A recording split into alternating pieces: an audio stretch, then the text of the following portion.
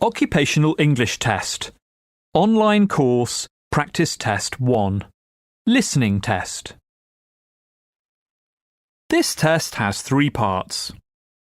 In each part, you'll hear a number of different extracts. At the start of each extract, you'll hear this sound. You'll have time to read the questions before you hear each extract, and you'll hear each extract once only. Complete your answers as you listen. At the end of the test, you'll have 2 minutes to check your answers. Part A. In this part of the test, you'll hear 2 different extracts.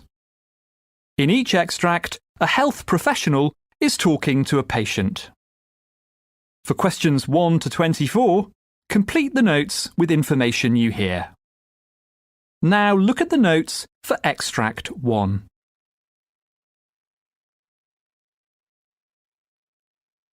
Extract 1, questions 1 to 12. You hear a consultant rheumatologist talking to a patient called Suzanne Hines. For questions 1 to 12, complete the notes with a word or short phrase. You now have 30 seconds to look at the notes.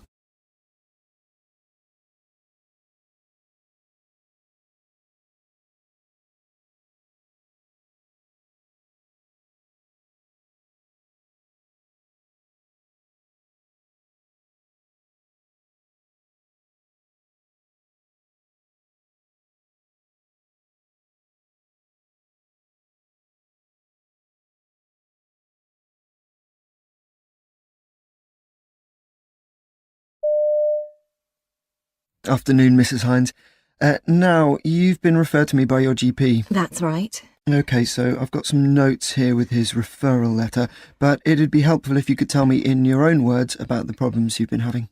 Well, I've been having various symptoms recently.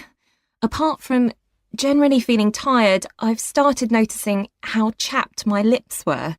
I'm always using lip salve.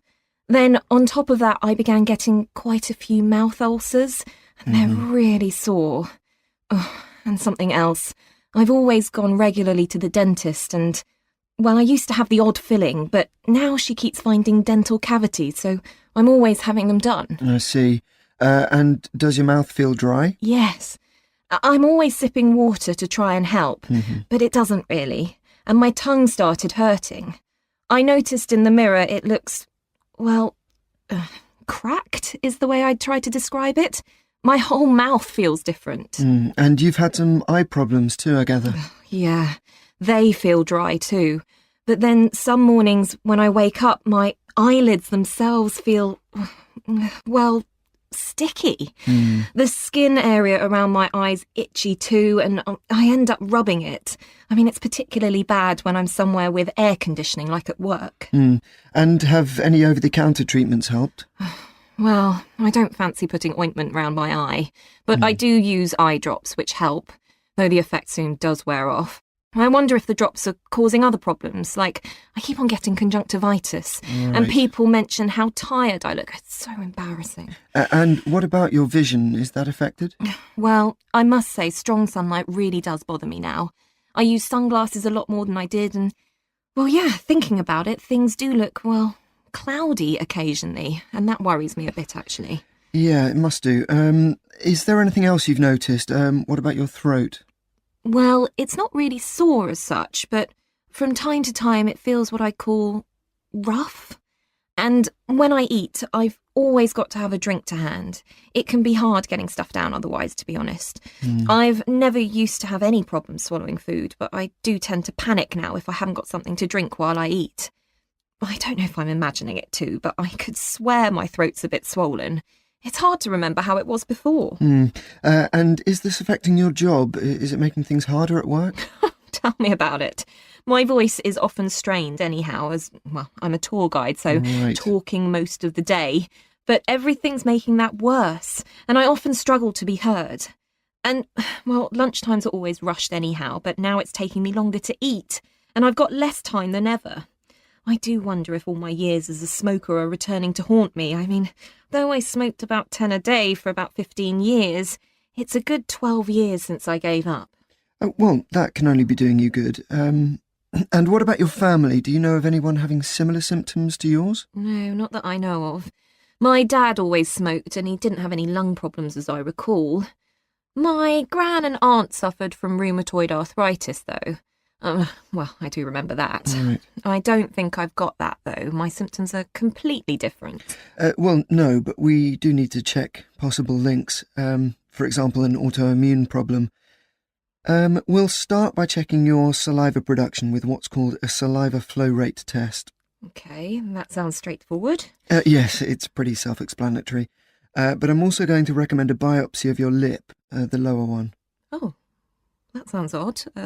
What for exactly? Well, it'll let us see the salivary gland tissue. Don't worry, you won't feel anything. It's done under local anaesthetic. And you've not had a thyroid function test, so I might recommend that you have one of those, depending on the earlier test results. OK, fine. Well, anything that sorts out this problem. Extract 2. Questions 13 to 24. You hear a gastroenterologist talking to a patient called Toby Smithers.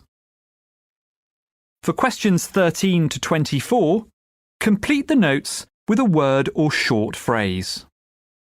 You now have 30 seconds to look at the notes.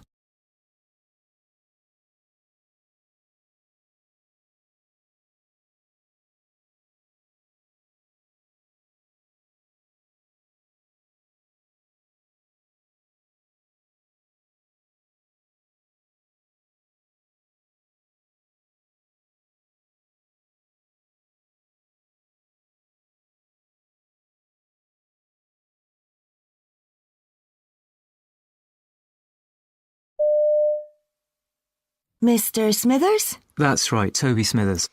Now, I think you've been having some stomach problems. Yes, that's right, for some time actually.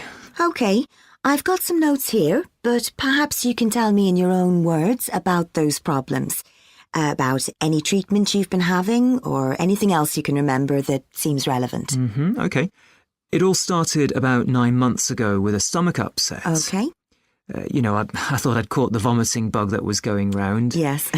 Basically, I just couldn't keep anything down. No diarrhoea or anything, but it was pretty bad. Right. Anyway, it cleared up in a couple of days, and I went back to eating normally. The thing was, though, from that time on, whenever I had a meal, lunch or dinner, I'd feel incredibly sleepy almost before I'd finished, and for about half an hour afterwards. I didn't feel tired as such, not in the sense of fatigue. It's just that I could hardly keep my eyes open. I see. Were you in any pain? No, none at all. The only other symptom was that I was getting very thirsty, especially at night, so I was drinking a lot. Right. So I went to see the doctor, expecting some simple explanation, but she said my symptoms were quite unusual. Well, not the drinking. She explained that the stomach upset had left me dehydrated. Yes, that's right. But it didn't explain my other main symptom. And the dehydration passed? Yeah, that was just a temporary thing. Then she asked me if I'd ever had stomach cancer, which was a bit worrying. But you haven't? No. But then she explained that there's a condition that has similar symptoms to those I had. She didn't think I actually had that condition because it generally affects people who've had stomach surgery, and I hadn't. It's called gastric dumping syndrome. Oh, yes. Anyway, what she suggested as, like an interim measure was following the treatment plan for that syndrome, even though I probably hadn't got it. So I had to keep drinking because I needed to keep my fluid levels up. Yes. But not whilst I was eating. So in other words, I had to separate the two activities by about half an hour. Then as for the meals themselves, she suggested an eating regime that she called little and often. So, no major blowouts and no skipping meals either. Sure. Did that help? Yeah, it did, but it was only meant to help me in the short term. Because meanwhile, I had various tests I gave a urine sample, went for a blood test, neither of which showed up anything untoward. So I just hoped it'd clear up of its own accord. But it didn't. Well, no. The regime worked all right, but as soon as I went back to eating and drinking normally, the symptoms would come back. Okay. So the doctor referred me for an endoscopy. I saw a gastroenterologist for that. He'd looked at my other test results and examined me and everything. Sure. And of course, once the results of that came back, they showed that I'd got Helicobacter pylori. I see. So I went on the course of treatment, the 3 drugs for 2 weeks, 2 different antibiotics and an antacid. That's the combination which gets rid of it. Yes. After that, I went back for a breath test and that was all clear. So I thought that'd be the end of it and I'd be back to normal. But you're not. Well, I've given it a couple of months, but the symptoms are the same. Okay. If I stick to the eating regime, I'm okay. When I come off it, I'm back to square one. So I'm thinking, sure, the stomach problem that the gastroenterologist found has been dealt with, but that wasn't what was causing the original problem. And how's this affecting your everyday life? I can live with it. Obviously, it would be different if I was driving for a living or operating machinery, but I'm a teacher, so it's okay. But to cut a long story short, I asked for a second opinion, and so here I am.